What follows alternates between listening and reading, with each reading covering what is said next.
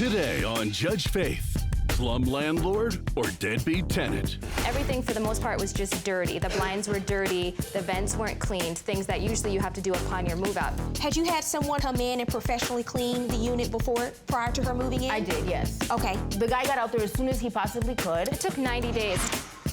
And later, unfriended on Facebook? She had a picture of herself and it was really pretty. I wanted to put the picture on my Facebook, so I wanted to talk to her.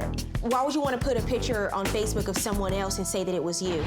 Faith Jenkins. Her distinguished legal career began when she graduated first in her law school class. She quickly became a tough New York City prosecutor and then a preeminent legal analyst on cable news. And now she's the judge in her own courtroom.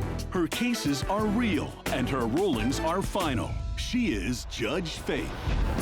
Plaintiff Jennifer Liz says her former landlord is shady and didn't make the necessary repairs to her unit. She's suing for the return of her security deposit. Defendant Goldie Shear says that she followed the proper protocol for repairs and maintenance and that the plaintiff was a difficult tenant. She claims she refunded the plaintiff what she was due, so she owes nothing. She is joined in court by her husband, Haim Caraco. Remain seated and come to order. Court is now in session. The Honorable Judge Faith Jenkins presiding.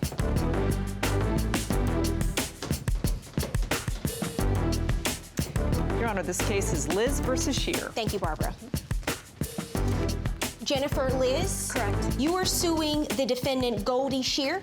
Yes. For $1,263, which is the return of your security deposit you say she wrongfully withheld? Correct. So I take it from the complaint you leased an apartment from the defendant? It was like a one-bedroom unit, almost like a condo. They were side-by-side duplexes. Okay, and when was that? That was June 26th of 2013. That's when I moved in. Did you have a management company running the property? Yeah, Okay. because I moved out of the state. And so this was in Minnesota? Correct. And you moved where? And I moved to New York. I was in the process of getting married. Okay. So my place was completely empty since June 14th.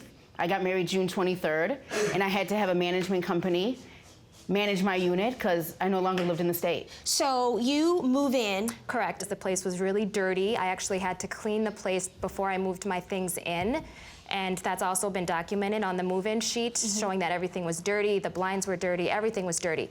But that was fine for me because I've rented for years, and I'm very aware that as long as I return my unit in the condition it is when I find it, then I'll get my deposit back. How much was your security deposit? My rent was $950 a month, so I put down $950 for the deposit for the unit, and then there was a pet deposit of $300 for a 7-pound Chihuahua that I've had for 8 years. Okay, got it. And did you sign a lease? I did. May I see it? Sure. So you cleaned the unit prior to moving in. Correct. And what happens after you move in? What were some of the issues you say you had? The issues that I needed repairs with, the big one was the toilet, which happened probably less than a month after I moved in. But everything for the most part was just dirty. The blinds were dirty, the vents weren't cleaned, things that usually you have to do upon your move out. Okay, there are at least about 10 places on this move-in sheet where they mark that there's some issue with dirt and debris. Okay, go ahead. So what happens after you move in? Shortly after I signed my lease, I had requested a few maintenance repairs. One included the toilet. I had missing blinds. The big thing about the blinds was I live alone. I'm a girl. I'm a nursing student. I study at night. There were 2 blinds that were completely missing from the side of the bedroom window, where at night, if I'm sitting in my room with the lights on, I don't want someone being able to see me in there alone. That was a big concern for me. Well, did she eventually fix the maintenance She did. issues? It took probably 90 days. I had to pay over $500 for his time, for him replacing these things, a blind, 1 Venetian blind. My house, my condo, is in a quiet neighborhood. It's not life-threatening. It is not immediate. And so that's your standard? The tenant can only contact you if it's a life-threatening issue? No, the tenant shouldn't have actually contacted me at all. They should have contacted the management company. The management company made contact with me, right? And then we had it repaired. It wasn't under my schedule though, right? So I absolutely got out there as soon as he possibly could. It took 90 days to fix a blind. Coming up on Judge Faith, it's landlord from hell versus difficult tenant. And this one's gonna go the distance. You don't return all of her security deposit. Right. You only return how much? $465.50. $50. Her dog urinated all over my carpet. Is that true? That is not true. I have a 7-year-old, extremely well-trained Chihuahua. And later, behind on the rent, How many months did you fall behind? About a week. Girl, I used to stand up doing all that lying. and Judge Faith sees through the lies. They don't give you a 3-day or 5-day notice to pay or quit if you're behind on your rent for 10 days. Plaintiff Jennifer Liz is suing her former landlord for an unreturned security deposit. Defendant Goldie Shear says that she fixed the repairs and that the plaintiff was difficult. Okay, so after the 3 months, did you get the light in the stove range? The big thing for me was the toilet. Shortly after I moved in, I went to use the bathroom and it flooded. It completely flooded the bathroom. It went down the hall. It went into the laundry room. So that is a big problem. That is a big problem. So I went and looked at it myself. Her whole unit is extremely old. The upkeep, there is none. There was corrosion in the back of the toilet, and her maintenance guy that she pays $500 for, do you know how he told me to fix it? Open up the back of the toilet and jimmy it every time you use the bathroom. So he didn't fix the toilet? No, that's what he told me. The toilet issue was plumbing, right? So it was there's a courtesy flush, right?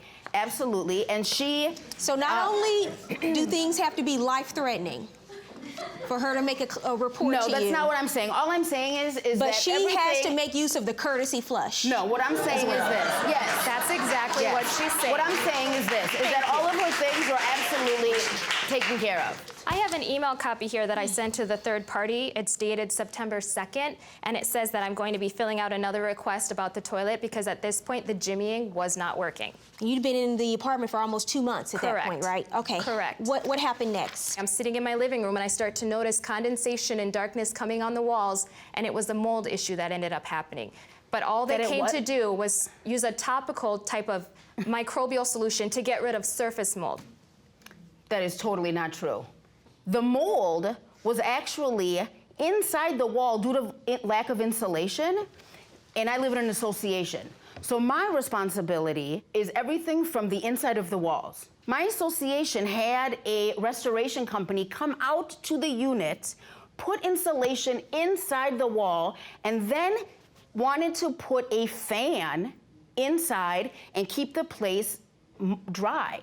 She refused to have a fan put in because the noise bothered her. I am a nursing student. I study all the time. And I said, how long do I have to leave this on? Can I leave it on in the day, not have it on at night when I'm studying? He goes, well, you're probably going to want it on 24 hours a day. Okay, Check the tell me about insulation. the issue. You said you had an issue with weeds? Correct. What happened When there? I was getting ready to move out shortly before, I came out and weed whacked and there was nothing to blow it away. And where were the remnants? They were all over the property and the rock bed. I have a video of that. And I don't have a blower, so essentially I would have had to... How long did it take you to sweep that up, like 10 minutes? I just swept it, I've swept it all and left it in the rocks. That was not my responsibility. How long did it take you, 10 minutes? Probably 5. Okay. It took you longer to make a video than it did for you to Because sweep of it up? everything, I knew that they were gonna come back and try and charge me for that. And I was assessed a fee for that. And it's not my responsibility to weed. Whose responsibility is it to take care of the yard while she's renting? It is her responsibility. It says the landlord shall keep the premises in reasonable repair during the term of the lease. So you have a security deposit. It's $1,250? Correct. You don't return all of her security deposit. Right. You only return how much? $465.50. $467.50. Why did you keep the remainder of the $1,250? Here is why. The first reason is that her dog urinated all over my carpet. Is that true? That is not true. I have a 7-year-old, extremely well-trained Chihuahua who never uses the restroom in the house. And when I moved in and all the mess that I had to clean up, Goldie had a dog. There was dog fur that I was vacuuming up from the inside of closets. Did you when I smell moved urine in. on the carpet? I didn't get down on the carpet and smell it. All I noted were the stains. How much did you spend cleaning the carpet? So the carpet, it was $400. It reeked. My husband came in with me, and that was the first thing that he said to me is, wow, it smells like urine in here. You want to stand up, sir? Step over? Yes. Why don't you tell me about that? Yeah, we went there at around February 2014. And as soon as the associate opened the door for us, it was like, smelled so bad, like urine. Show me proof that you paid someone to clean the carpet. They did not give me a receipt for that. That's a third party. That's All right. what? I've heard enough. Here's what you took out of her security deposit. Right, and You actually took I out- didn't charge it. I didn't come up with the amount. She didn't Right, have any maintenance money. comes the in. maintenance came up with the amount. Listen, So I need both of you to stop talking, okay? Here's what we're going to do. You received a part of your security deposit back in the amount of $467.50. You never cashed the check, so I'm going to keep this check, and I'm ordering her to pay you the full amount of your security deposit, $1,262.50. Judgment for the plaintiff. Thank you. That'll go.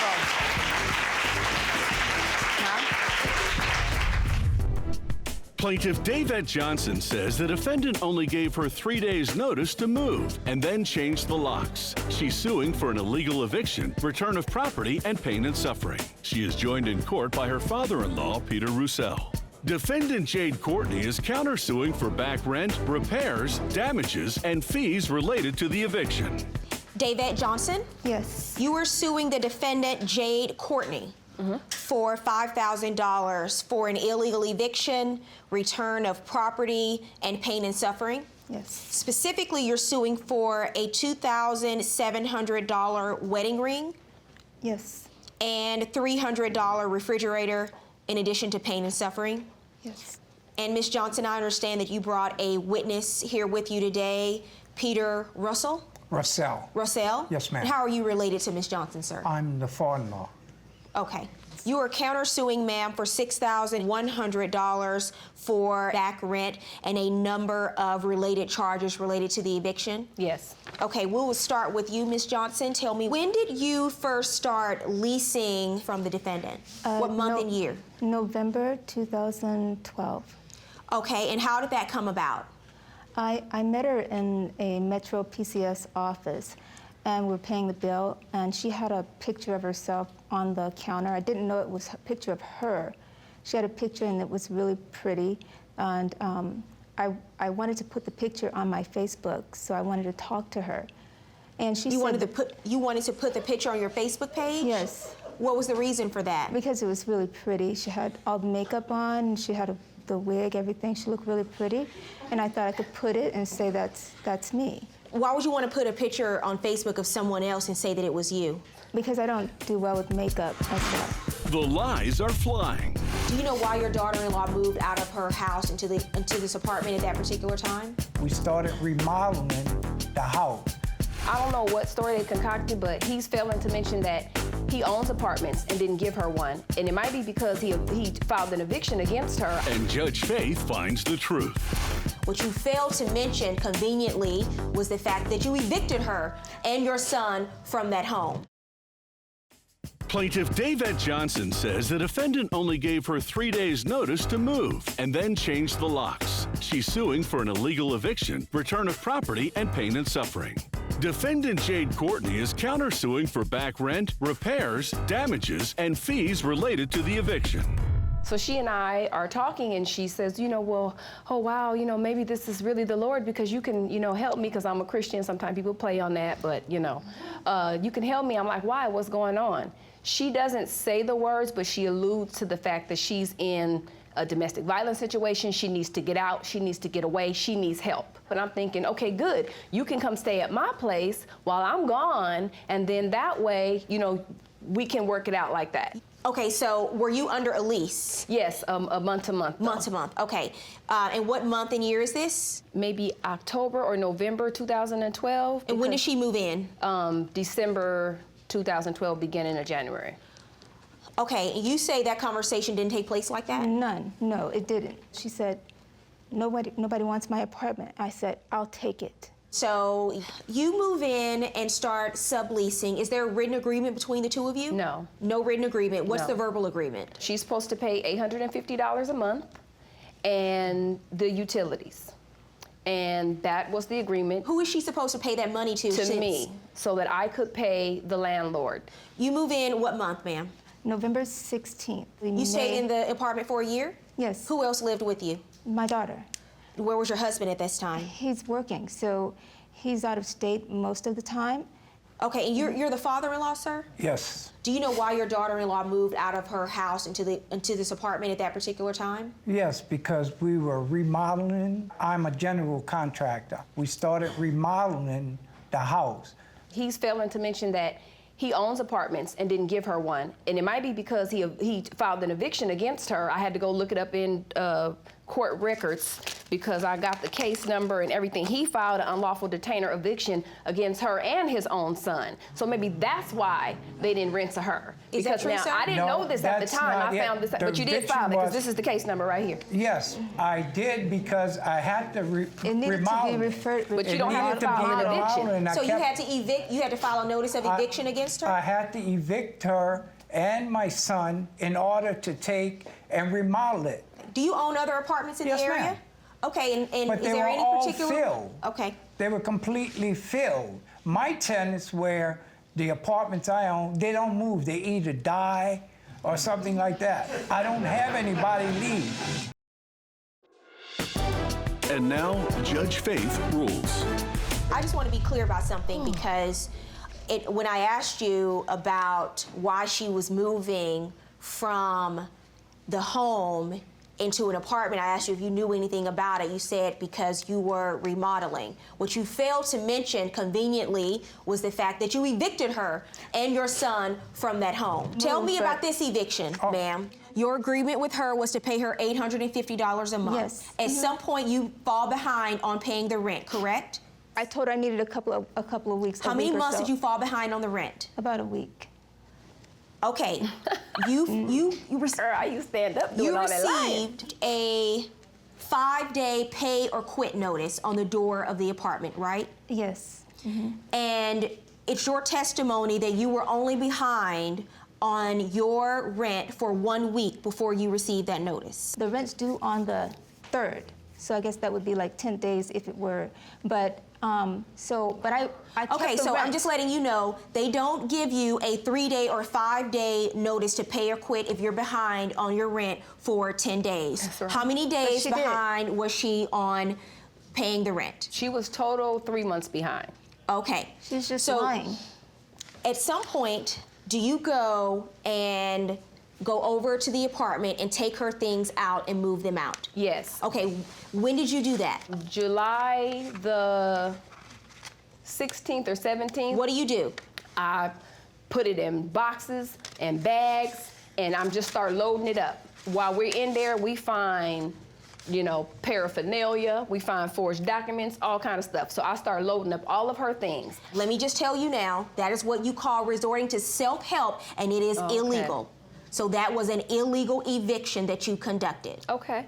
You say because of this illegal eviction, she owes you $2,700 for wedding rings and a $300 refrigerator. Where's the refrigerator? The refrigerator is my refrigerator. She moved in, we already had a refrigerator. What refrigerator are you suing for? It's a black refrigerator. She had a white refrigerator that was broken down that she probably had there 16 years. The door didn't close Do you know anything anymore. about our black refrigerator? Yes. Where is it? It's in the apartment. You are also suing for $2,700, you say, missing wedding rings. How are you going to prove to me that she took and stole your wedding rings? Well, she has all of my jewelry. Okay, did you file a police report?